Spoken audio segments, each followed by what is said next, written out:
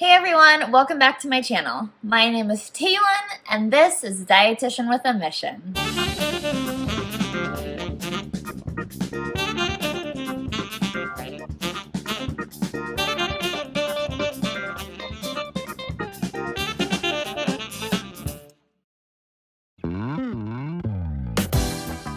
Today's featured ingredients are peaches and plums. My first recipe is an overnight oats dish.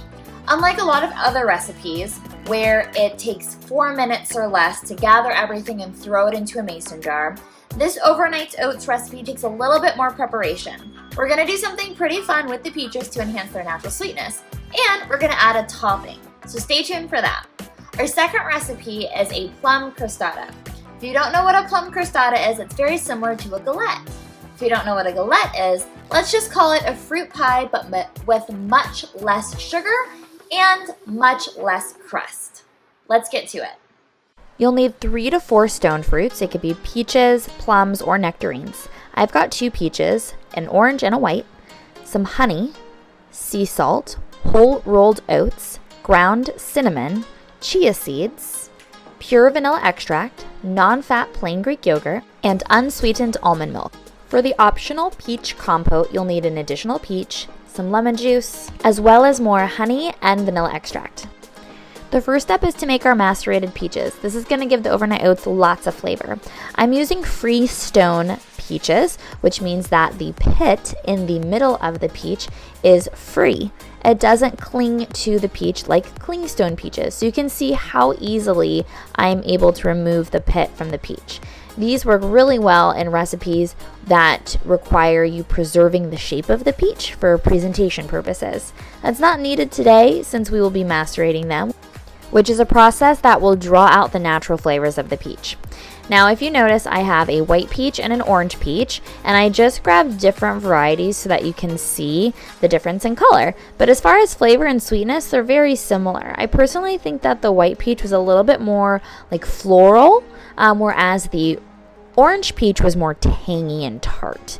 I'm using a combination in them, but again, you can use any kind of peach you like, or you can even do a plum, you could do cherries, you could do a nectarine, which is a subspecies, actually kind of a rogue species of peach. Doesn't have doesn't have fuzz on it. So to macerate the peaches, we're just chopping them up small. And then I'm going to drizzle a little bit of honey, about a tablespoon, and sprinkle a little bit of salt, about 1/4 teaspoon. And then we're going to mix this up really well. This, like I said, is going to bring out the natural sweetness of the fruit, which means that we don't have to add as much sugar to the dish. You want this to sit for at least 20 minutes. Storing it overnight in advance is fine, but not necessary. Here come the oats. We're using 1 cup of whole rolled oats, 1.5 cups of plant-based milk. I've got unsweetened vanilla almond milk, a 1/2 cup of plain non-fat Greek yogurt, 1 teaspoon of vanilla extract, and 1 tablespoon of chia seeds. 1 teaspoon of ground cinnamon, although you could use like pumpkin spice in the fall, or maybe even mix it up with cardamom and cinnamon. I think that would be really good. Stir it until it's well combined. It should be on the runny side.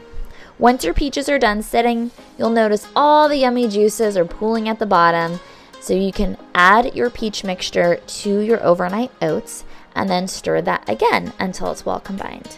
This will last in the fridge for about 3 days, so you can certainly make it ahead of time as like a meal prep option, or you can just make a big batch if you've got a large family, and you can scale down this recipe to make less because it does serve about 4. At this point, you're essentially done with the peaches and cream overnight oats, but I want to add an additional topping, a peach compote. Here you're going to get another peach. Make sure it's ripe. Unlike the other recipe, we aren't macerating these, so we want to use all the natural juices in its peak freshness. Chop those up, add about a teaspoon or 1/2 teaspoon of vanilla, a blurp drizzly droop of honey, and a squeeze of lemon. I'm using about 1/3 of a large lemon. Make sure you squeeze it over your hand so that you prevent any seeds from falling in. It will make your dish bitter. Then you're going to boil it on the stove on like a medium heat until you see that the juices are bubbling, and you'll give it a good stir and notice that the peaches start to fall apart. You can take a potato masher and mash them up so that it cooks down faster. And then if you want to add a little bit extra cinnamon, you can do that mid-cooking process and give it a good stir. Once you're ready to eat, top your oats with your combo and you're all good to go. Enjoy.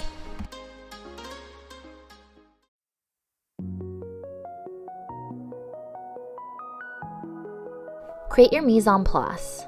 First is 1 1/4 cup all-purpose flour plus more for dusting, a 1/2 cup of sugar plus more for sprinkling, 1 tablespoon cornstarch, 1 stick of chilled unsalted butter cubed, 1 large egg, we'll use the yolk, a 1/4 cup of ice cold water, a 1/4 teaspoon of cardamom, a 1/4 teaspoon of ground cinnamon, some salt, about a 1/4 teaspoon, and the zest of 1 orange. Of course, we need plums. I've got 1 pound of plums, and I'm using both white plums and red plums. We'll start by making our dough by adding our flour to a food processor. Combine that with about 2 of your tablespoons of sugar and that 1/4 teaspoon of salt. Pop on the lid and pulse until well combined. Once the dry ingredients are mixed, we can add our butter. We'll start with just a few cubes at a time, and then we'll pulse it. And this will allow the butter to be folded into the dry mixture well. Repeat the process, adding a few more cubes and pulsing the mixture. A few more cubes and pulsing the mixture. You should notice the mixture becomes more and more crumbly as the butter turns into tinier chunks and spreads throughout the dough. Now we need to add that ice cold water, and you can see I'm doing a similar process as I did with the butter, just by adding a little bit at a time and pulsing along the way. Eventually, your dough will become crumbly, thick, and form into a dough ball, like this one. To remove all of the dough from the food processor, unplug your food processor or just disassemble it altogether so that you can scrape out any sticky dough bits from the blade itself. Form your dough into a nice round ball and then flatten it out into a disc. We're going to wrap this in saran wrap and then place it in the fridge for about 30 minutes. Once your dough has chilled for 30 minutes, get a rolling pin and move the rolling pin in all directions so that your dough ball, or dough disc rather, becomes a flat 12-inch circle. It doesn't need to be a perfect circle. We're going to be folding the edges of this crust over onto the fruit. So don't worry if it breaks off or if it frays. Simply take your fingers and squish the broken off pieces back into place. Dough is pretty forgiving. Now, since I have to eat gluten-free, I'm using a gluten-free dough, and it doesn't have the same elasticity as regular all-purpose flour, so it should be a little bit easier for you to do yours. Now, I was supposed to transfer it onto a parchment paper baking sheet, and I forgot, so you'll see how I navigate that later. Okay, chill your flattened dough in the fridge for 15 minutes. While it's chilling, move your oven rack to the middle position of your oven and preheat your oven to 425 degrees Fahrenheit. Now to the filling. Zest your orange with a microplaner or box grater. I'm using a small hold cheese grater. And when you're zesting it, you just want to get that outside layer. We're not trying to get that white pith that'll make it bitter. You should have at least a 1/4 teaspoon of orange zest, but I say the more the merrier. Use it all. I've got a pound of plums. I have 2 white plums and then 2 red plums. You can see the red plums don't have the same amount of shine, and in fact they have this white coating. It's known as a wax bloom or an epicuticular wax, and this actually protects the fruit from drying out over time. Totally edible. You can see if you take your thumb and kind of wipe it away, it goes away. When I rinse it, some of it goes away, but not all of it. So if you really wanted to get rid of all of it, you would actually need to take a paper towel and wipe it away. But it's perfectly safe to eat. There's absolutely nothing wrong with it. So if you want to polish off your plums for like presentation purposes or aesthetics, be my guest. But we're going to be baking this dish, and it's going to be beautiful with or without the wax, and it's not going to affect the taste. So I'd say don't waste the time. So to cut into the plums, you can do the classic way of just going down the middle, twisting, but then you'll notice that the pit sticks to the flesh really, really well on some of these plums, whereas others, the pit might come out of the plum very easily, and that's because some plums are clingstone and some plums are freestone. So with any kind of freestone plum, you should be able to take the pit and pop it out of the flesh right away without tearing any flesh.